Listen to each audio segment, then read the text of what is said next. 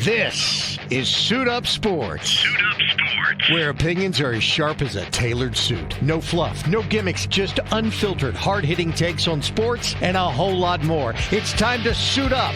Now here's your host, DJ the Suit Stout.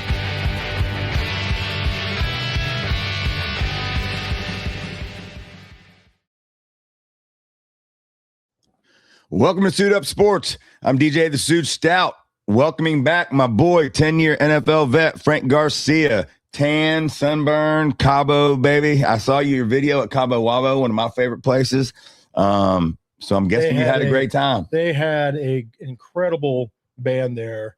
They always do. Bringing back the old school. It felt like I was back in 8th grade, 7th grade in my bedroom, just kind of hanging out, listening to Def Leppard. Oh, yeah. Some of the hair bands that existed. But, what a great time. But even before that, I went from like the lowest of the low to the highest of the high. I've been out of commission for the last 3 weeks with the show. Oh, that's right. You haven't been on since your had the surgery. Had my appendix taken out. Yeah. And oh my God, you want to talk about some pain? Oh, I've never felt anything like that. And I'm a pretty high pain tolerance guy. Yeah. I mean, I have broken bones and cuts and bruises and fingers out of place. And I have never in my life felt anything that broke me down like that, where I had to just, get rushed in to do an emergency surgery. And thankfully they got it out and, everything's going to be great. And, right from there, they stitched me up and I'm ready to go to Cabo and started having a great time. Yeah. When you were explaining to me the pain you were having, it reminded me of when I had kidney stones, man. And I'm like you, I've got a very high tolerance of pain, but you talking about something that just, is unbelievably painful. And I've seen you do a Charlie Brown down a flight of stairs. Yep. You saw me flip off. It looked like you cracked your ribs in half, didn't spill a drink, and got up that you couldn't talk like that. Hell, you saw me flip off a four-wheeler and do a flip and land on my feet. Multiple flips in the air. And still land on my feet. I thought you were dead as you're laying there on the ground. I was like, oh my God, DJ just killed himself. Yeah. Trying to do a flip or jump on a bike. And just the whole bike exploded. Yeah, it was on the side, and that was. I think what'd you hurt there? I think I broke my wrist. Your wrist, your wrist. That's but I didn't want to go to the hospital in Mexico, so you guys just made sure I had a champagne bucket of ice that I would keep it in the whole time. Lots of cervezas and a champagne bucket of ice. Thin blood. That's exactly right. No, but it's good to be back and. So much to get into with the Hornets and the Panthers. Yeah, man. You got the Combine. Carolina and Duke this weekend. Charlotte FC host their home opener. March Madness getting ready to kick up after that. Yeah, I mean, you have that couple weeks off after the Super Bowl where you're kind of like, oh. Well, now what? And it was good that I had the. Yeah, you missed. I timed it perfectly. Yeah, you timed it perfectly. And now, we're here. And I'll tell you, and you and I, I've been a huge Hornet fan forever. And I've been kind of pumping this team all year, just feeling that they could stay healthy. They could at least be a fun team to watch. And they get off to a 4-14 start. And this guy's banged up, that guy's banged up. And then all of a sudden the light switch came on. And I'll tell you what, man, last year at this time, I think we had done 2 or 3 shows. We started, I think, right before the Super Bowl. And the Hornets were not even something was even on our agenda, like never. And now to be sitting here in March and getting pumped up for March Madness, but having this NBA team in Charlotte who are 19-6 their last 25 games. They're the number 1 rated offensive team. They're number 1 in 3-pointers. They've got the top 3 3-point shooters in the NBA since January 1st. They've got who I think is really solidifying the Rookie of the Year award in Kon Knueppel, who is just unbelievable. LaMelo Ball has settled in to being right now he's ranked as one of the top 5 point guards. He's number 1 in offensive efficiency, and he's playing defense. And most importantly, he's staying healthy. And car accidents aside, and then Brandon Miller, man, that guy to me, and I was watching some guys today, because now all of a sudden you're seeing the Hornets talked about. You mentioned this morning. The Hornets are now getting talked about on ESPN. They're getting talked about on these national shows. And they went into Boston and whooped Boston's That was butt. a statement last night. Oh, man. And that was a statement game. Yep. And you could see Brown for the Celtics was frustrated. He was visibly shaken, didn't have the game he played. and you give this team, I mean, I know that I've kind of been up and down with the Hornets and not sure with what direction, they're going to go, and wasn't really sold on LaMelo because of the, past 2 or 3 years that he's been here.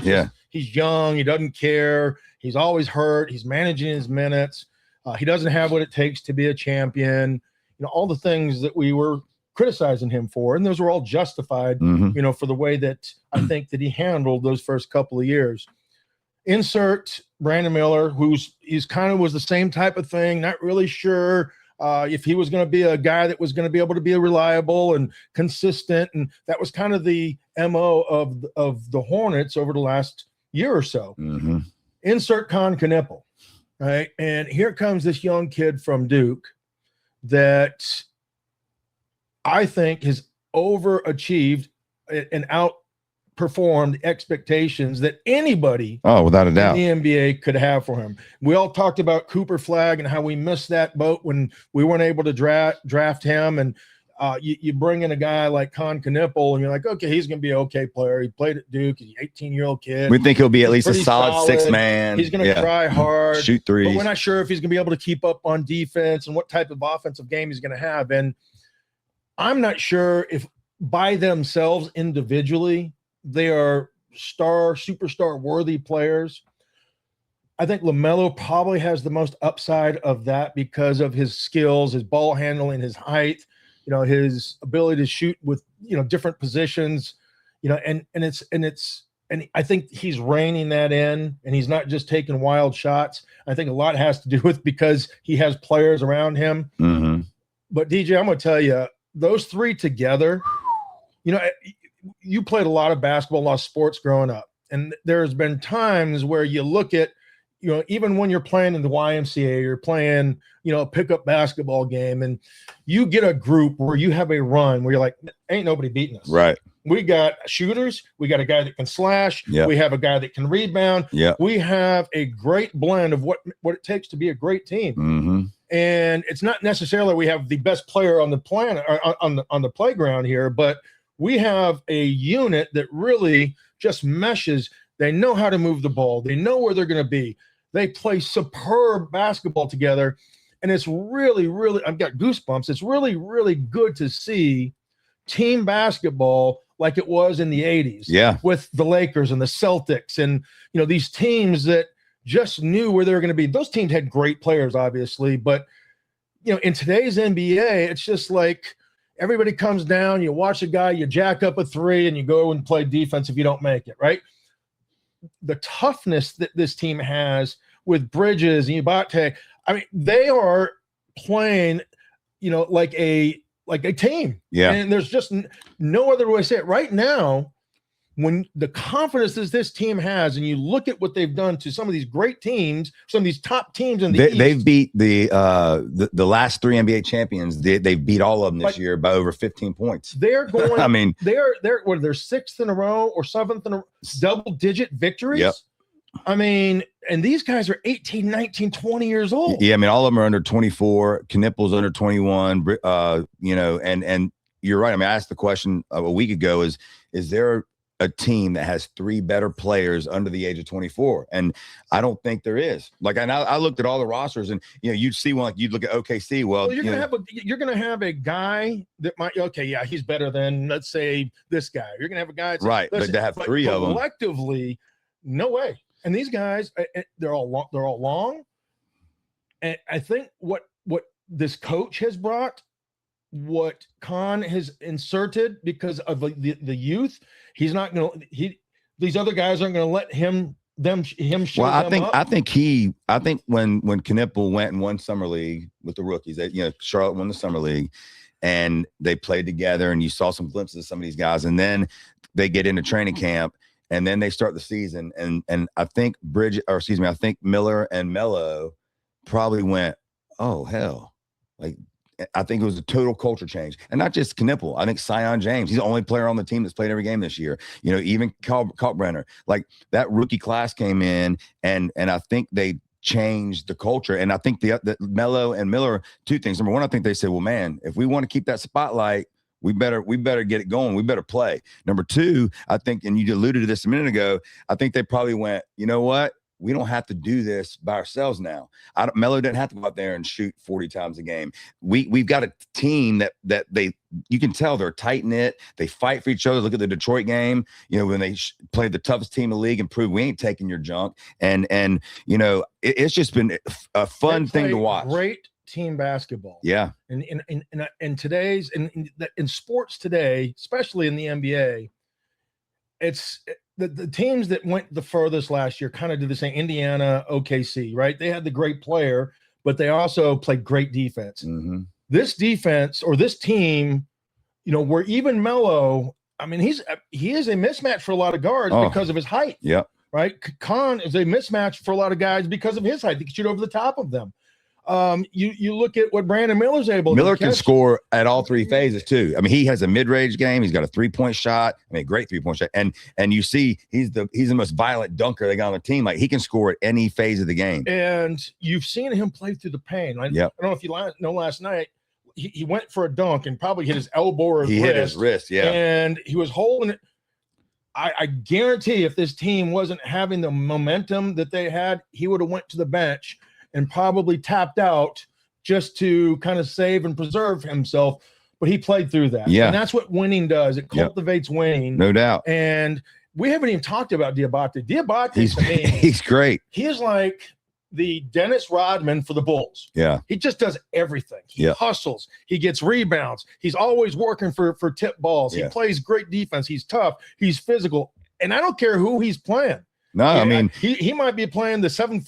Well, you were at the game when they played San Antonio, and he did a hell of a job on Wemby, and Wemby's got about 7 inches. He pushed him out, kept his spot. Yeah, he is a physical guy. He may not be the 7 foot and the big body frame, but he is wiry, strong, and he can push guys out of the lane. He controls the middle of the paint. He's not necessarily going to be your best scorer, but when you watch him when the team gets a rebound. If he gets a rebound, he kicks.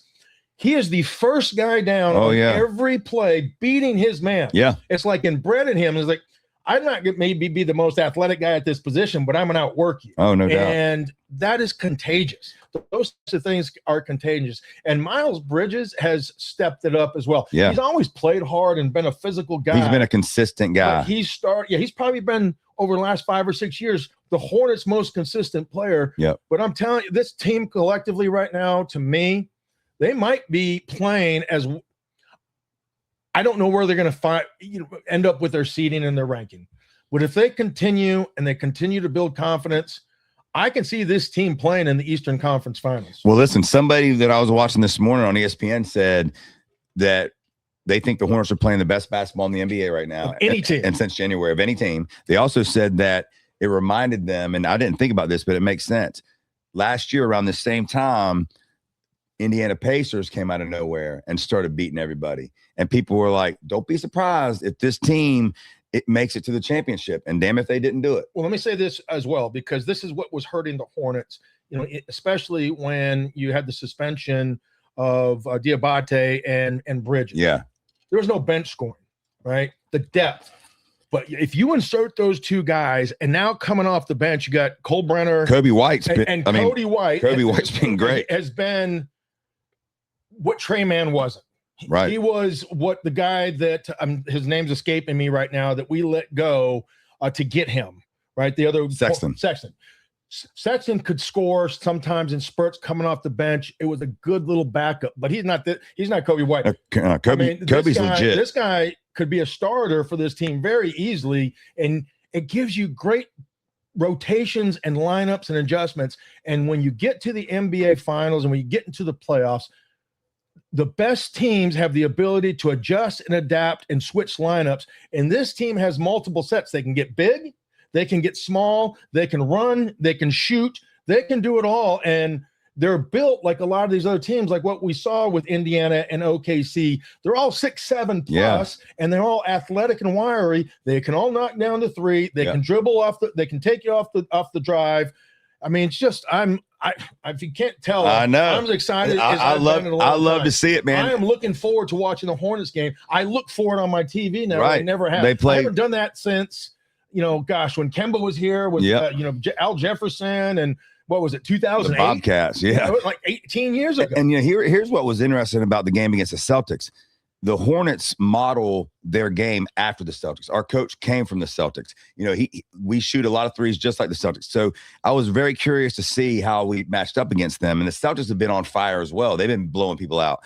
And to beat them at their own game, and Derek White, the all-star for the Celtics, the Olympian, after the game, they I saw reporters talking to him. They were like, normally you guys can do this, you can do this, you can do this, you can do this. What happened? He goes, the Charlotte Hornets happened. They locked us down. I mean, that was his exact words. The Charlotte Hornets happened. Yep. And let me tell you, and we were having fun. I mean, at halftime we were up 20, and then you start wondering, okay, Celtics are going to make a little run. Yep. And every time you thought they did, we'd hit a three. Every time you think they'd coming back, we hit a three. It's fun to watch. They got the Miami Heat Friday night. Miami's a game ahead of us. So here's, we've got some big games coming up. We can catch Miami and be even with them Miami and Orlando, who are 8-7, are only a game ahead of us. And then Philly is only 2.5. So we're right. We could get all the way up to 6, but I just want to get in 7-8. I want to get out of the playing game, and we're knocking on that door.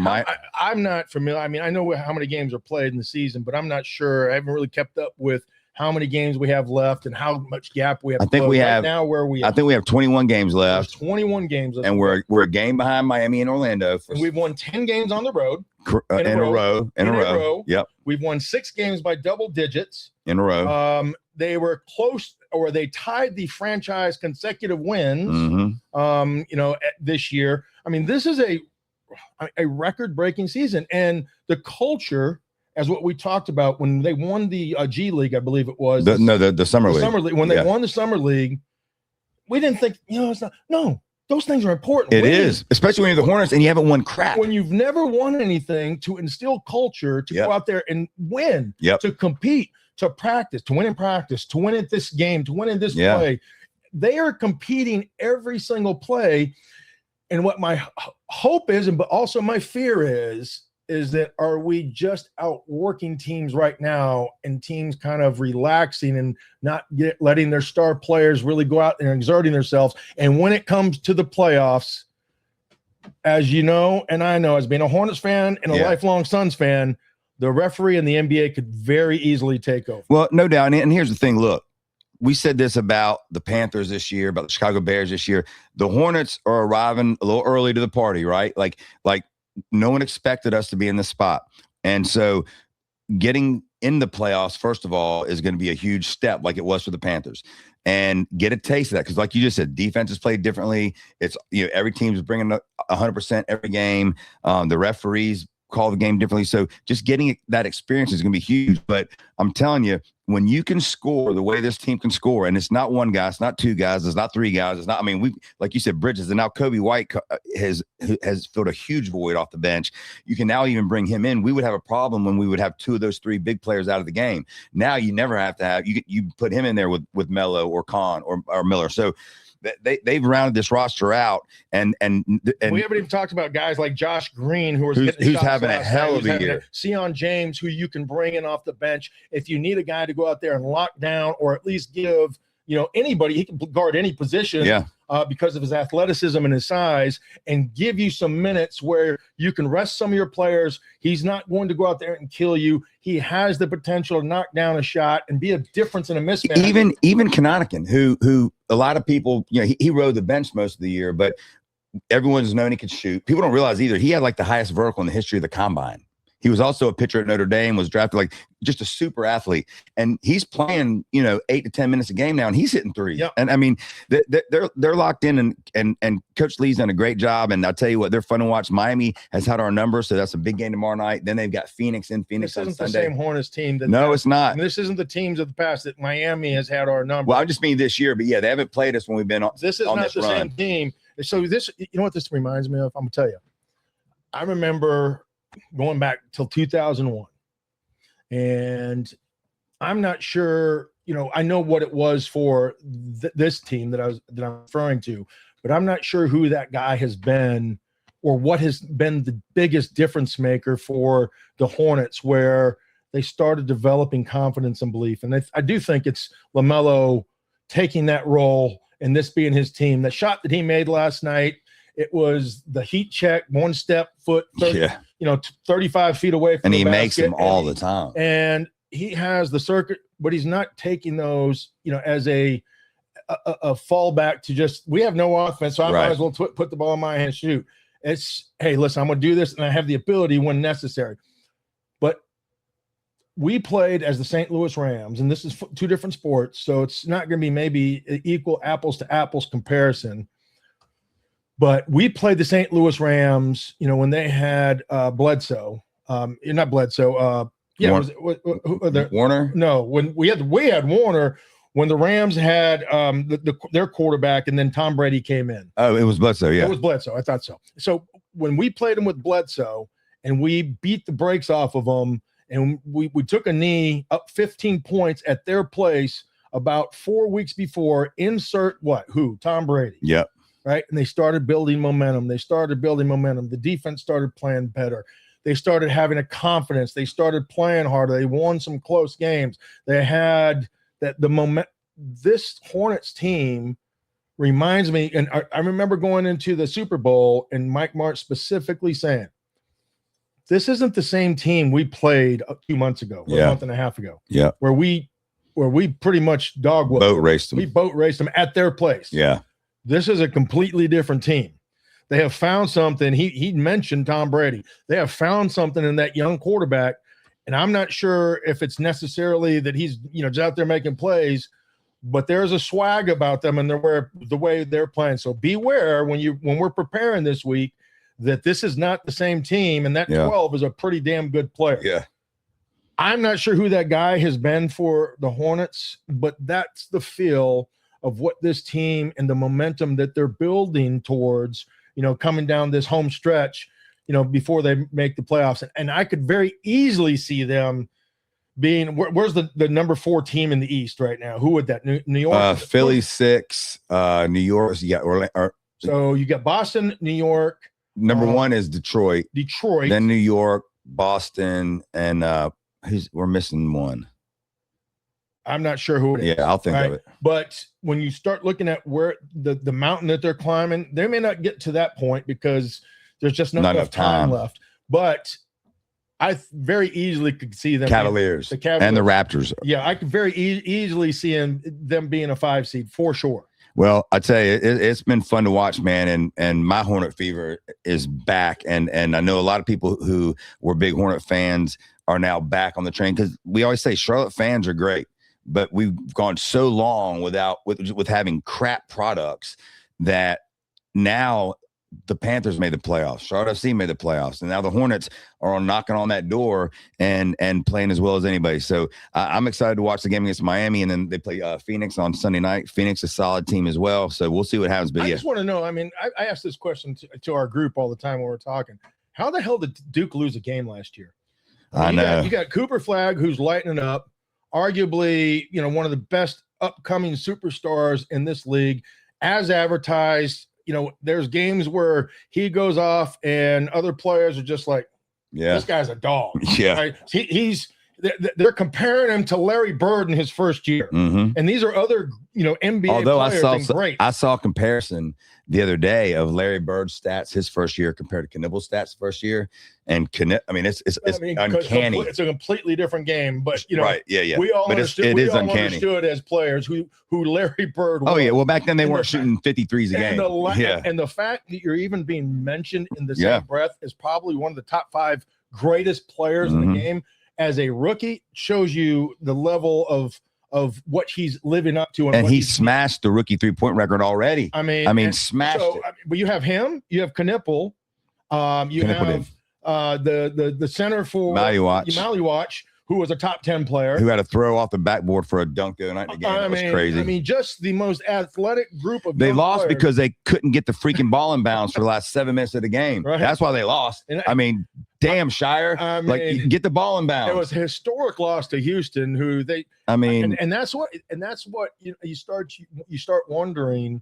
I know we're talking all over the place, but I was transitioning that to Duke. How'd they lose a game? And I know they play this week. Well, Duke Carolina rematch Saturday night. A rematch after kind of a similar collapse as we saw against Houston. They couldn't score. Turn the ball over. They couldn't turn it. Yep. They couldn't get it down to their spots and their players, and it became a physical game. And the refs let them play. And Carolina had the ability to score and hit the big shot when it counted. Boozer missed a couple of bunnies, and they beat him up a little bit, and they let the refs let the whistle play, or the game play, and but it's not the same.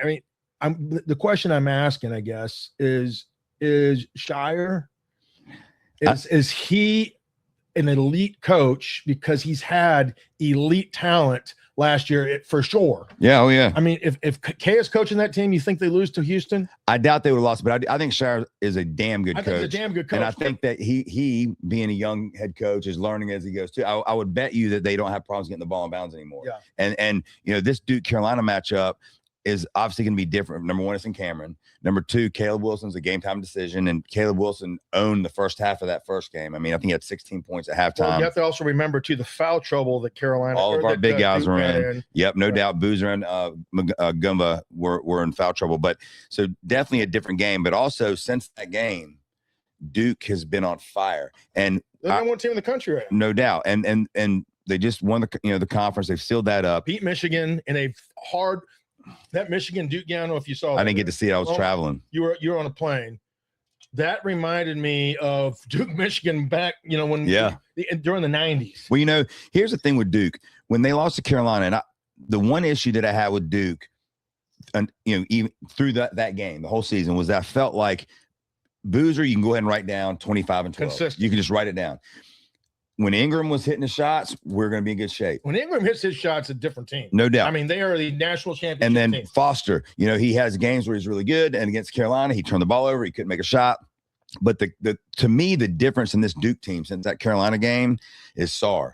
He came in, highly touted freshman, great defender. He's growing up. And he's making shots, and now they've got that third scorer, and he's been he was already maybe the best defensive player in the country, and now he's helped spread the court so that Boozer can go to work, and if they're going to collapse on Boozer, they can kick it at either to Ingram. And if you remember, even against Carolina that game, he hit 2 threes, but he had his toe on the line twice, so there were only 2s. But he's really figured it out now, and that's the sign of good teams. You want your team to be playing its best basketball March, and Duke right now is wearing everybody out. So the Carolina Duke game is such a good rivalry. And Gumba, he has to stay out of foul trouble. Yeah, if he can stay out of foul trouble, they're the best team in the country. Yeah, I would agree with you. And if he gets in foul trouble, they become susceptible because the backup is a big fall off from him. And Michigan is the kind of team that really could give them fits because they've got size everywhere, and that's what was so great about it. It looked like you were matched up. Yeah. And it just came down to who hit more shots when it counted. Yeah. And that's where, Boozer just kind of took over in that game. And look, give credit to Carolina because when Caleb Wilson went out, a lot of us thought, oh man, that's a killer. Well, they've kept their head above water. They've been winning. They're playing great. Vasir's been playing great. Tremble is a stud. So they're going to be bringing their A game into Duke. And I would think Wilson. I would think Caleb Wilson's going to play. Like they have him a game time decision. If I was Hubert, I may go ahead and keep him out just because the game really doesn't matter anything as far as standings and bring him back in the tournament. Just give him that extra week. But something tells me he's going to play because it's probably going to be his last time playing Duke because he's going to be going to the NBA. Same thing about a young player for Duke last year when he got hurt. Cooper Flagg. And, people were saying, don't bring him back. He came back. Yeah. And he played his ass off. And I got to believe that Wilson's going to do the same thing. I would think so. The difference between these guys are 18 years old. Oh, yeah. He's bounced back. Yep. You don't want to take something that's going to hurt them for down the road. Yeah, you wouldn't want him to get re-injured. There's nothing that's going to be able to, his arm is not going to get any worse than what it is. Right. Well, it sounds like he's been practicing. My gut tells me he's going to play, but the one thing that Duke had going for him when Flagg got hurt is they had this dude named Kon Knueppel, and that's when you really started to get a glimpse of, oh my God. He took over the point. He took it over. The pick and rolls that he would 26 run. Points. He was nuts. So that's when you really started going, you know what, this guy could be a top 5 pick in the NBA. Yeah. And you know what, I wanted VJ Edgecombe for the Hornets. we got Knueppel. I was fine with it. But like you said earlier, I thought he would be a good NBA player. I did not think he would be this, and he's unbelievable. And this Duke-UNC game, regardless of who's hurt or who's not hurt, you never know what's going to happen in those games. It's the best rivalry in college basketball. Well, Hubert Davis, since he's been there, and there may have been an off year where the team kind of petered off and fell asleep, but for the majority of years that he's been there, to take over a program of that stature from a Hall of Fame coach, Hubert Davis has done, in my opinion, a really good job. Yeah, I agree. I'm not going to say he's done an incredible job. They won a championship, but the team has gotten better towards the end of the year. Every single year. Last year, you remember they kind of snuck in, and then they went on a tear in the tournament. They were the team that nobody wanted to play going into that tournament. Yeah, so it'll be a good game, and Duke Carolina is always, like I said, you never know what you're going to get, and we saw it in game one where you saw last second 3-point shot by a guy that doesn't shoot a lot of 3-pointers. We were sitting right over on that. That one stung. It just like deflated us all. That one stung. Like one of those little bunnies outside. Yeah, that stung. Came by with a little BB gun and shot me, and I just kind of moved it away. That one stung. All right, let's slide a little bit to the NFL. Free agency, the non-tampering period starts Monday at noon. You can actually announce signings Wednesday, right? But we know how it works. You'll hear rumors and Monday and Tuesday saying, "Oh yeah, this guy's signing here, this guy's signing there," and we know that the number one thing on the Panthers and Dan Morgan's agenda is you got to add to the defense, right? We know we need 1 or 2 linebackers. We know we need some edge rushers. We need another DB. So that's. And Dan's first year, we knew we had to fix the offensive line. He used free agency to do it. Last year, we had the worst defense in the league. He went and he added to the defense using free agency. So I fully expect them to use the free agency to fix the defense so that when they draft, they can truly go for the best player available like he likes to do. And there's some players that are out there that, again, we're not going to be the only ones wanting them. You've got Devin Lloyd, the great middle linebacker from Jacksonville, and he would be a perfect fit here. You've got Devin Bush, the middle linebacker from Cleveland, Nakobe Dean from the Eagles, who I love, Leo Chanel, who's from Kansas City. So Tillis has a relationship there. So maybe there's something with that. But there's 4 really good linebackers that would help this team. And then defensive ends, you got Trey Hendrickson, you got Jalen Phillips, you got Adari Away, or however the hell he says it, from the Chargers. But it's going to be really interesting to see what Dan does here, because number one, we don't have as much cap room as a lot of these teams like the Cowboys who need defense. I think they just freed up $66 million yesterday. Dan hasn't restructured contracts yet. They really don't, like to do that. They don't like to kick the can down the road to where they're in trouble at some point, but they're going to have to restructure some just to free or make some cuts or trades. There's rumors that Andy Dalton could be on his way out. Ashawn Robinson, they've given him permission to find a trade. So they're going to have more cap money than what they have today by the time we get to Wednesday. But are there any players out there, free agents? Because to me, the guys I just named, if we got one of those dudes, I would be thrilled. I think as fans, we like to play, with the monopoly money that isn't ours, right? And it's really hard to go out there and unless you've been an aggressive team in free agency, like we've seen some of these teams where you go out there and you overpay for guys and you bring in, a historical trade like what Green Bay did with Micah Parsons. And, Dallas gets, a couple of great players in return, but the Packers get Micah Parsons. Micah Parsons gets hurt. There goes Green Bay season. Yeah. They went from arguably one of the better defenses in the NFL to just an average defense. And we saw the impact that had towards the end of the season when they just didn't have the pop or the players, to go out there and make it, because you're paying 20% of your cap to one guy. I don't think the Panthers are going to be very active in free agency this year whatsoever, especially the first wave. I feel like Dan understands that, we can pick up some good players, maybe in that second wave after the draft. I think, when you're looking at, kind of what you're doing and as you're working towards developing a roster, especially with a young roster. And I think that's kind of what they're doing. They're trying to, get those core guys to, be on their second and third year, like a Tet McMillan that's come in, like even Bryce or some of the other players, Chuba, that have come in and played well. Some of the offensive line that they've paid.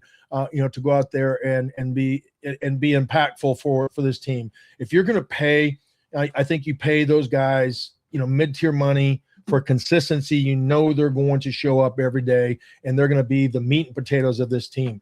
You're not going to go out there and overpay for some of these wide receivers are going to be, 20% of your cap, and then just, hope some of these rookies come in and play well. I don't think that they're going to be real active, but if there was a guy out there that I think could fit a need where you could still grow and he could help immediately and be impactful, and just depending on what his contract would be Hendrickson. Yeah. He would be the one guy. We talked about it last year. He sat out, this year. He's going to be healthy. The other guy would be Mason Crosby, or the Raiders. Crosby, well, we'd have to trade, but they're not doing that. They're probably not going to get into that, because I don't think, again, Dan is going to build his team around one guy. I think it's going to be a collective effort. Yeah. And I think that I'm more focused right now on what the draft is than I'm concerned about those free agents, because I just don't think we're going to be very active. Well, here's what I would say. Dan said at the combine that I forget the exact words, but basically he said, I am going to be extremely aggressive to get a linebacker. And I'll be shocked if one of those guys I named are not on the Panthers, because that's their MO under Dan. They use the free agent money to go fill holes with veterans that can play.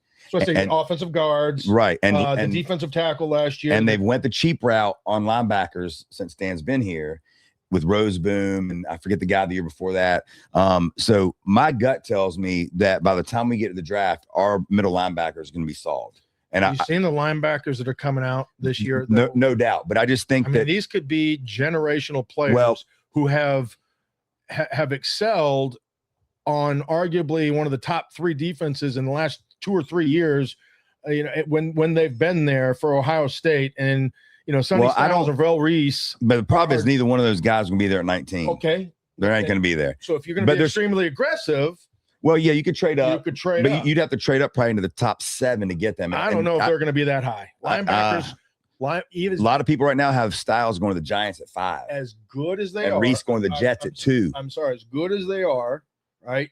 Unless they're impact players and play defensive end, linebackers, fullbacks, running backs are not going to be the guys that everybody's jumping up to get. Well, here's what I think Dan's mindset is. I think that him being a middle linebacker, and a damn good one, I think that he knows that the middle linebacker, and you know this, is they always call him the quarterback on the defense, right?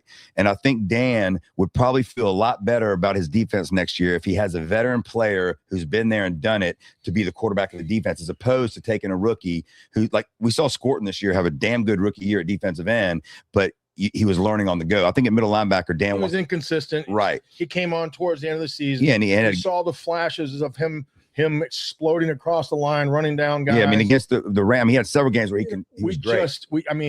I think if you're talking about the Carolina Panthers and the need, for this team to be a consistent playoff team and, build something that is going to last and be sustainable, linebacker is going to be one of those positions. And I think you can get a veteran linebacker to make calls and put guys in positions, but defensive ends are the guys that are really going to, that are going to help you win games on that side. And the Panthers have already been mentioned as a team that Hendrickson might be interested in. Now, the Cowboys need that position bad, and they've got a lot more money. So we'll see how it shakes out. They have a lot of wiggle room with what they did last year. So they could be one of those guys that's in the Max Crosby sweepstakes. No doubt. They got 2 first-round picks. They can use a lot of those to negotiate with that. So I'm not even looking at the Cowboys as a concern that they're going to jump and get a guy like that. I think that, they have, their free agents, on the offensive side. You saw what they did with, their 2 receivers, probably the best 2 receivers tandem in the league, and the way they played with Dak Prescott. They were lighting it up, and scoring points at will, But they've got a lot of money and they got to fix their defense. So we're going to be battling them for some of these players. Yeah, so I'm saying. But when you look at this Panther team, they snuck into the playoffs. They won some games down the stretch. They really didn't have that lockdown defense that could make a play when it counted. Derek Brown, what's going to be, his deal. You look at some offensive tackle. There's so many needs this team has. It's just, where do you prioritize these guys? And that's in that mix. That's why I think you're going to see him sign one or two guys on defense from a free agent standpoint, so that when we do draft, it does free him up to take the best player available. So, for instance, at 19, if one of the real good left tackles or right tackles have fallen down to 19, we could take him, because that is a need. Or if a receiver, Dyson, the badass from Arizona State, if he were to fall to 19, we could use another receiver. Sadiq, the tight end that we both love from Oregon, and I know how would you prioritize the Panthers' needs in order? As of today, I would say linebacker and defensive end. But after free agency, before the draft, I'm thinking those two things are still not going to – they'll still be a need, but I think he will have two starters side by side. I don't think they're going to overpay for defensive ends and that type of money. If you're going to pay for one of those guys, linebacker, you're still give you some wiggle room to have some money, and maybe a tight end or a backup lineman's a guy that's been young. I like the guy that came in last year for Icky and played left. Yeah, tackle. He played great, Neiman. If they continue to keep him as the rotational guy, he can play left, he can play right. He has super long arms. He has great height. I thought he filled in sufficiently, if not earning himself a starting role, if not the Panthers somewhere else. So if you could keep a guy like that, I think you curtail a little bit of the offensive side, especially the offensive line, what this Panther team does. I think that they're going to need another playmaker. I mean, we look at this offense, right? And last year, what was the one thing that we couldn't do? We need somebody that can stretch the field. We didn't have a guy that could space the middle of the field for guys like Tet to be able to run through the middle, or be able to attack the middle of the field, because they were just suffocating us. Mm-hmm. It killed our running game down the stretch. They were going to jam our receivers, and we didn't have anybody to have the threat to be able to take the top off. And I don't know if we have that guy yet on this team. I agree with you, and that's why I was saying that, if they handle some of this defensive stuff in free agency, if a guy like Dyson slid to him, the third best receiver, some people say the second best receiver in the draft, then you need that tight end. Sadiq just ran a freaking 4.3 at the combine. The dude, I know he's not as tall as what they like their tight ends to be, but he ran a 4.3. He's built like a damn. Well, you put that guy in a flex position in the slot for the Panthers and their offense. If you want to go 5 wide or 4 wide and use him as a guy that you might be able to motion, block, like an H-back, but also be able to stretch the field down the middle. It'll open up the outsides where Tet is liking to work. And he may not be a traditional, 10s personnel tight end that you're going to be able to run and knock guys off. I think the Panthers have a pretty good one from Notre Dame that's still on the. Yeah, Mitchell Evans was a solid rookie. He didn't have the impact in the passing game, but in the running game, he played very well. But you look at what the Panthers did when they were running the ball efficiently. They had guys that were big guys blocking guys that were small guys. Guys like Tet, he played hard. He blocked guys. As clueless as Xavier Legette was a lot of times in the passing game with his route running and his field awareness, he's a pretty good blocker when he locks on. No question. No doubt. He's a 6'3" guy that runs 4.3 that is going to lock on guys and maintain space so that running backs have the ability to get through. So when the Panthers were running the ball efficiently, the wide receivers, they had a big body group out there that were able to block. And I think Sadiq goes into that category with, I'd take Sadiq right now I'd replace those two in a heartbeat and we'd get better. Well, Sadiq to me, and there's also going to be some good edge rushers. Messidor from Miami could be there. Falk from Auburn could be there. Who's the other guy from Miami? Bain, but I doubt he falls that far, but he could.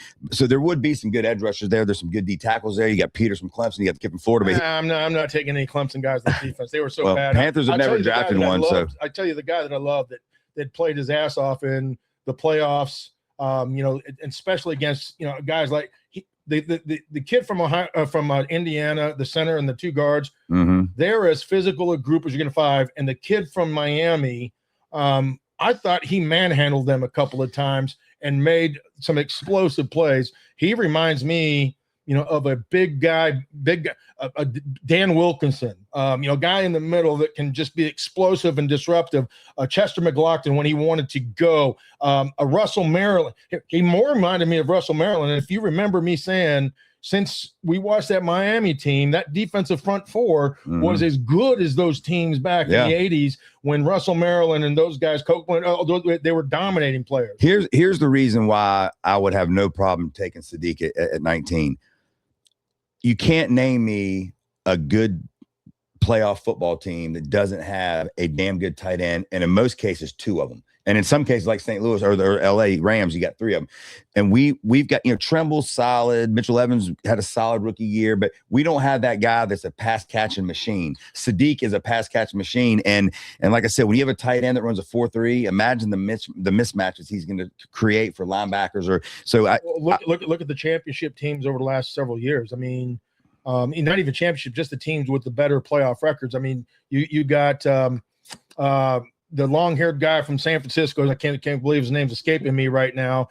As a great blocker, he's probably one of the better tight ends in the league. You have Andrews at Baltimore. They were always Kelsey with Mahomes.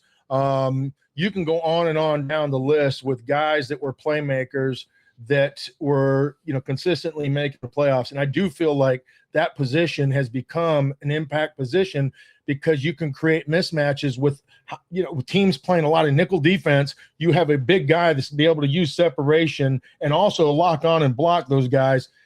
It can really open up things for an offense if that's the direction the Panthers want to go, if they get one of these guys in free agency. Yeah. On the defensive side. Yeah. And there's also some decent tight ends available from a free agent standpoint too. But I just got to believe that on Dan Morgan's grocery list, you've got linebacker, you've got defensive end, and I think you got tight end. And that doesn't mean, because they're going to draft some offensive linemen because they need, we could lose our center. Mays is going to be a free agent. So, and he played solid. So they're going to draft some linemen, no question about it.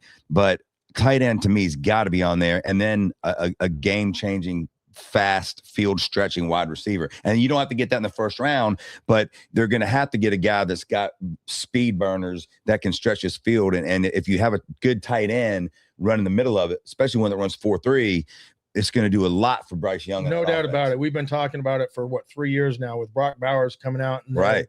Just look at the rookies this year. Tyler Warren. Yeah, the kid from Penn State that we love, Tyler Warren. And who's the other? Colston, the tight end for the Bears, who became Caleb Williams' favorite target. Now, I mean, he had like 8 catches in the first round of the playoffs, I think. I mean, big red zone targets. Yep. Scoring touchdowns. And they can all run. With the new rules, they're all athletic, built from the same cloth. They're built like. I can't remember this guy's name from the San Francisco 49ers. No, I know you're talking about. It's not true. It's Kittle. Greg Kittle. Yeah, Kittle. If he tore his Achilles. But I mean, he's a physical guy, but he can run and he's tough and he can block and he's just a utility. So Swiss Army knife that can go out there and do it all. And if you can get a guy like this kid from Oregon that has the ability to go and show some toughness and but can also stretch the middle of the field with a linebacker that's going to be an undersized guy, it's going to be a mismatch right away. You can stretch, you have to keep those safeties in the middle, and then the outsides are going to become wide open, or the underneath stuff. Let me ask you this. So yesterday they released the odds on who's going to win the Super Bowl and who's going to win each division. And the Panthers were like plus 12,000 to win the Super Bowl. That sounds about right.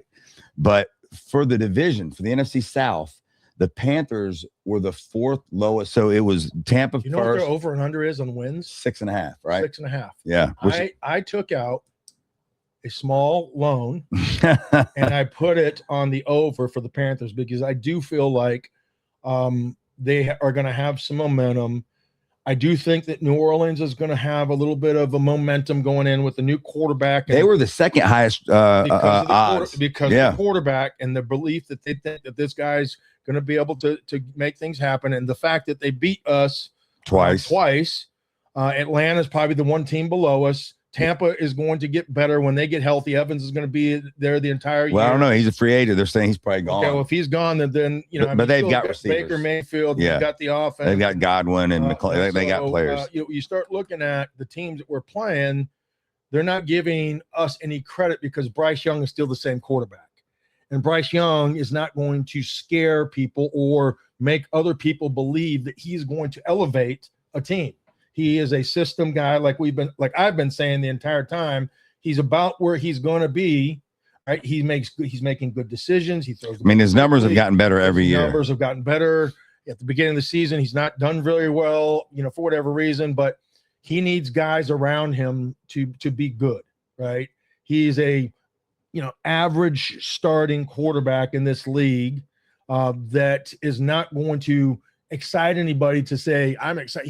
He's going to be able to carry a team on his back and win a game. Yeah, well, the way that the Panthers want to build this team, he won't have to do that if they get to where they want to be. It's very similar to you can either go one of two ways, right? I can put a great team and an average quarterback, go out there and manage it, right? Or I can put a great quarterback and he's going to make everybody better. But you can't have a quarterback that's going to get paid a lot of money and have him not make anybody better. Well, right? I think Bryce is not even on the radar of I wouldn't be surprised top if they 10 issues. I wouldn't be surprised if they drafted a quarterback in the top 3 rounds. Well, there's no doubt they're going to draft a quarterback. Now, whether it's in the top 3 rounds, I don't know. I know at the Combine they met with Baylor's quarterback. I've talked about if Drew Aller was there in the 3rd, 4th, 5th round. I've heard a lot of Klubnik from Clemson as well. Yeah, he doesn't. I'm not a big fan of his. Me either. But, but they are going to draft a quarterback. I don't know if they'll do it in the 3rd. I wouldn't be surprised it was a top 3 pick. It could be. And it wouldn't surprise me. Dan Morgan, he's openly said we're going to add a young quarterback. So you have to, because what you just said, Bryce Young is not a guy that I can. Well, it's not just that, because Bryce. Well, he's towards the end of his rookie contract. So and they're either going to have to make the choice to franchise him and pay him for the year, which is going to be exorbitant amount of money, or they're going to have to restructure and keep him for long term. We'll give him a new deal. Pay them a lot of money. Well, he's talking about. DJ, did you see the numbers that he was throwing out there, or that his agent was throwing out there? Well, that just goes. That's basically a mathematical formula, and it's going up every year. But what I'm saying is, they needed a young quarterback anyway. Andy Dalton's been in the league for 28 years, it seems like, and so he's not the end. They've got to get youth there, and it is a protection, because if you do develop this guy, and it comes time to give Bryce all the money, you're going to have all next year, by the way. And his numbers have gotten better in every category every year. So you got a year to see. And if you have a quarterback that's young and you believe in him, then it makes it a lot easier to I am not paying Bryce Young starting franchise quarterback money. Yeah, we'll see what happens with it. I would rather go get a young quarterback and have all this talent around him, all right, and try to work that guy in to manage a game, just like Bryce is doing, for a second round or 3rd round quarterback money, to be able to do the same thing that Bryce does. Well, to be able $100 million to be able to do that, though, you have to make sure that whoever you draft a quarterback can play. And look, if it was has to be able to manage. Well, but let me tell you something. Look how many teams have been getting killed for years not having a quarterback, and they've tried it all. Who's the quarterback from Alabama that came in when Brock Purdy got hurt, and Mac Jones? That guy's not anything special. He was a top 7 pick in the draft, and he started for the Patriots. Then he was a backup for the 49ers, and a backup because he sucked as a starter. Right, but he came into talent around him, and a coach that coaches up quarterbacks, like Sam Darnold. Okay, and now him. Okay, so those are all things that you take into account, but he didn't lose a beat when he came in over Brock Purdy. No, there's rumors that San Fran may trade him because he only has one more year left on his deal. So, the Panthers team. And to me, that's I wanted to finish that thought, is that I feel like that's kind of where I think Bryce Young's plateau or top is his peak. His best is going to be at Brock Purdy. That's who he is. Brock Purdy made it to the Super Bowl. Yeah. With a great team around. Right. Well, that's what I'm saying. Like, so if Dan nails, but so could have Mac Jones, and so could have a lot of these other quarterbacks if they played with the talent of Christian McCaffrey and all the other talented players, Kittles, and that's why the players that they had around. That's why I think Dan uses free agency to fix a lot of the holes on defense. The draft, best player available. You got to get more weapons. You're definitely going to take another quarterback. Maybe you get lucky, and the quarterback you get in 2 years you think you can hand the keys over if you don't think Bryce is willing to, that you don't want to pay all that money. That'll be an interesting story, I'm sure, next year. But Bryce's numbers have gotten better every single year, and that's not the number one priority. But it has to be addressed. Oh, it will be. Dan said it. I mean, he came out and said it. So, so we got that going on with the Panthers, and like I said, free agency really starts Monday, even though they can't announce signings until Wednesday. So hopefully the Panthers are going to be able to nail a couple of these dudes, or at least one of them, on that list this weekend. We've also got. And I'm excited about this. Charlotte FC home opener. I've been the last 2 years, and it is a zoo and a party. And I mean, every time I leave there, I go, my God, like you can't even explain it. These home openers, it's such a melting pot of different cultures, and it's just a damn party. So I think I'm going to go Saturday night. The weather looks great. We're off to an ass start. I think that's one of those sports like NASCAR that if you're at home watching and you're a soccer nut, not you, just if you were a soccer nut, you can watch the game and appreciate the skill and see but it's not nearly the same as a baseball game when you're there. Because a baseball game to me watching at home is pretty boring unless you're in the playoffs or playing for something great. But when you're there at the ballpark, you smell the peanuts, popcorn, cooking, the hot dogs, cold beer, popcorn. You're involved with the seventh inning stretch and all the things that go along with it, the fireworks, and you see the all the little things that go on with the dogs running to chase the balls or the bat boys running out. It's just a different feel, similar to NASCAR, and then just watching cars go around. Soccer is the same thing. And I agree. I've been to not the home openers, but I've been to many of the games, and the value for the dollar that you're getting for that entertainment. It is a blast, man. It has become, probably one of the more popular things for teams that have, Major League Soccer teams. And listen, soccer, we don't talk much soccer, but the one thing that's going to be fun for this year is that, number one, we made the playoffs last 2 years, so we should be good again. The MLS All-Star game is in Charlotte, and you've got the World Cup in America coming this summer. So soccer is going to get a big shot of adrenaline over these next 6 months. And so if Charlotte FC plays well and is fighting for first place in contention, then this could be a huge year for them in soccer, and I'm excited. It's just, you mentioned it earlier. The enthusiasm and excitement around this team, we really haven't had since maybe 2015 when the city was on fire. The Hornets were okay. But the Panthers were undefeated, just dominating everybody. Cam Newton's MVP season.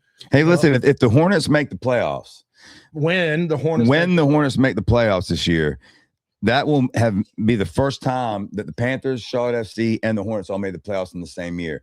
I mean, you talk about going from driving a busted up Pinto to driving a Ferrari. If you're a Charlotte sports fan, I would say Ferrari. There's been some teams that won both championships. But what I would at least give you a Corvette. All right, Corvette. What I mean though is, like, as a Charlotte sports fan, you've been getting your face punched in for so many years. Now, like, even when I was watching ESPN at the gym this morning, and they're all talking about the Hornets, and I'm like, what is going on here? And they even say it. They're like, all right, we're going to talk about the Charlotte Hornets. You don't really see us talk about it much, but Stephen A. Smith, is center of attention with the Charlotte Hornets, and they're focusing on the Hornets. And he said Kon should be the rookie of the year. Yep. Kendrick Perkins is saying Kon, and Cooper Flag has missed like the last 5 or 6 games, but Kon's rookie of the year train, I bet it 2 weeks ago. I bet him to win the rookie of the year. It's almost really a lock right now at this point. I would think so. Dallas stinks, and Kon's on, especially with the way the team.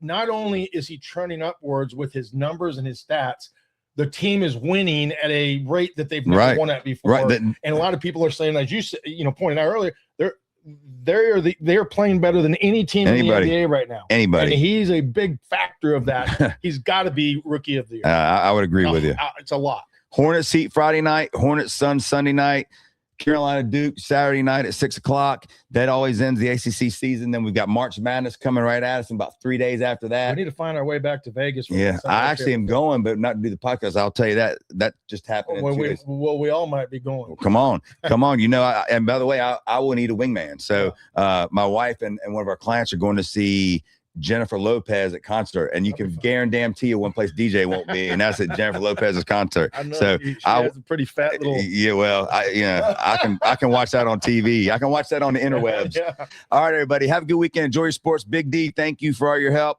We'll see you next week.